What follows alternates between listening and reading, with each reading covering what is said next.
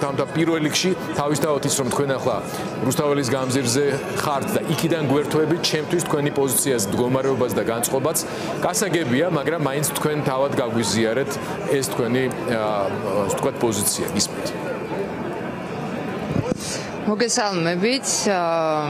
დიახაი დღეს იგივე და მორიგი საცირკო ჩვენება ვნახეთ, რამაც თავად ოკმელამ ესე რომ ვთქვათ მუსიკალურად გაახმოვანა და მივიღეთ ის რაღაცა გარკვეული სასჯელი და ბოლოს დასრულდა ეს სასამართლო. ეს სასამართლო 9 თვის განმავლობაში იწელებოდა. 9 თვე ნამდვილად გვაწამეს, ხან პროკურორი იყო 3 კვირა შვებულებაში ხოლმე წასული, ხან მოსამართლეს არ ეცალა, რომელიც 2 თვე ნახევარი გადადეს. და ხან პროკურორი შეგვიცვალეს, ვითომ სხვა პროკურორი უნდა ჩანაცვლებოდა. ანუ 1000 ესე რომ ვთქვათ მაქინაცია ჩაატარეს, რომ კონკრეტულად დეკემბრის თვეში არ დასრულებულიყო ეს ყველაფერი და სალომე ზურაბიშვილს არ შეეწყალებინა მას. თამთა, თქვენ ბრძანდებით, მე უღლე გიორგის და თუ კი იმ დარბაზში ან დარბაზ გარეთ ვინმე იყო ისეთი, რომელიც ალბათ ყველაზე მძიმედ განიცდის, ალბათ გიორგის მშობლები თუ იქნებიან, მაგრამ შვილები როგორ შეხვდნენ ამ გადაწყვეტილებას, თქვენ როგორი განწყობა გაქვთ, იმიტომ რომ არ არის ასე ადვილი მოსმენა ასეთი განაჩენის, მით უმეტეს იმ შემთხვევაში, როდესაც სრულიად დარწმუნებული ხარ, რომ ადამიანი უდანაშაულოა და რეჟიმი მას ასე ეპყრობა. გიორგი არ არის შემთხვევით შერჩეული ადამიანი. რატომ ფიქრობთ, რომ თუ ფიქრობთ, რომ ეს იყო საჩვენებელი სასამართლო პროცესი და სასჯელით სპეციალურად არის ასეთი მკაცრი? კი, რა თქმა უნდა, ეს არის სპეციალურად შერჩეული კონკრეტულად ოკმელა, იმიტომ რომ ძალიან დიდი ხანია იბრძვის რუსული რეჟიმის წინააღმდეგ.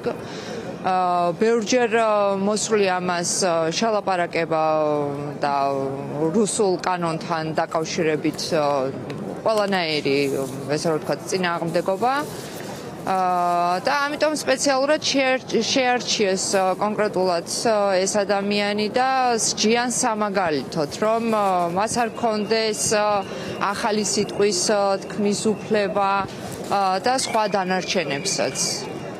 სხვა ადამიანებსაც შესაბამისად რა და რაც შეეხება ამ წუხილს რომ 5 წელი მიუსაჯეს, რა თქმა უნდა მშობლებიც, ოჯახის წევრებიც და ჩვენც ყველამ ნერვიულობთ და განვიცდით ამ თემას და სამეგობროც აუცილებლად, მაგრამ ну რა ვქნა თუ ობიექტურად უყურებთ ამ ყველაფერს და დარწმუნებული ვარ რომ ეს რუსული რეჟიმი დასრულდება და არ გაგრძელდება დიდი ხანი არანაირად. შულს რაც შეეხება, ჩვენ გვყავს 4 წლის შვილი, რომელმაც იცის, რომ ოკმელა მამამისი არის წასული ამერიკაში და ის ელოდება. და ეხა კონკრეტულად ცოტა არ იყოს, არ ვიცი როგორ თქვა, რომ მიხარია თქო, რომ მიუსაჯეს, იმიტომ რომ 24 საათის განმავლობაში შემიძლია რომ ნახო, ანუ პატიმრობაში როდესაც არის ადამიანი 24 საათიანი ნახვის უფლება გაქვს და მაგ დროს მივიყვან შვილს და ვანახებ.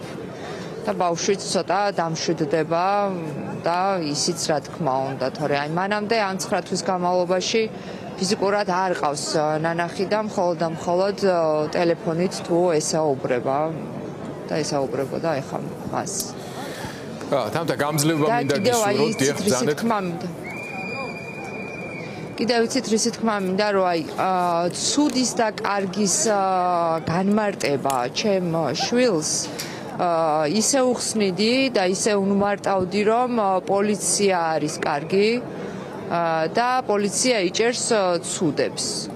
და ეხლა ეგ განმარტება საერთოდ აბსურდი არის და გუშინაც კითხვა დამისვა, რომ უთხარი, რომ აი რო ცემდნენ და ეხ შემთხვევით მოხდა აი ამ კადრებში და ნახა ეს კადრები და რო უთხარი, რომ პოლიციელები ურტყამენ, ოღონდ ესენი არ არიან ცუდები პირიქით კარგები არიან, გაუკვირდა და მკითხა, რომ ცუდი პოლიციელებიც არსებობენ, ანუ აი ბავშვსაც კი უკვირს, 4 წლის ბავშვსაც კი უკვირს დღევანდელი ეს რეჟიმი და დღევანდელი ეს სისტემა.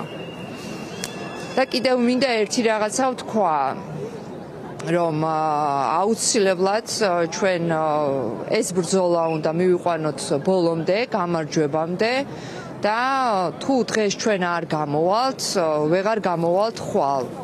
და ამიტომ ბრძოლა უნდა იყოს ბოლომდე, გამარჯვებამდე. დასამარცხებელია ეს რუსული რეჟიმი აუცილებლად. თამთა ჩხეიძე, ახლა უკვე საჯელ ასე თქვათ მისჯილი გიორგი ოკმელაშვილის მეუღლემეც დარწმუნებული ვარ იმაში რომ გიორგის დიდხანს არ მოუწევს ამ უსამართლო პატიმრობაში ყოფნა და იმაშიც დარწმუნებული ვარ რომ თქვენი 4 წლის შვილი როცა გაიზრდება მას ზუსტად ეცოდინება რომ კარგი პოლიციელები არათუ არსებობდნენ არამედ პოლიცია უნდა იყოს სწორედ კარგი რაც პირველ რიგში ნიშნავს სამართლის და კანონის სამსახურს. დიდი მადლობა თამთა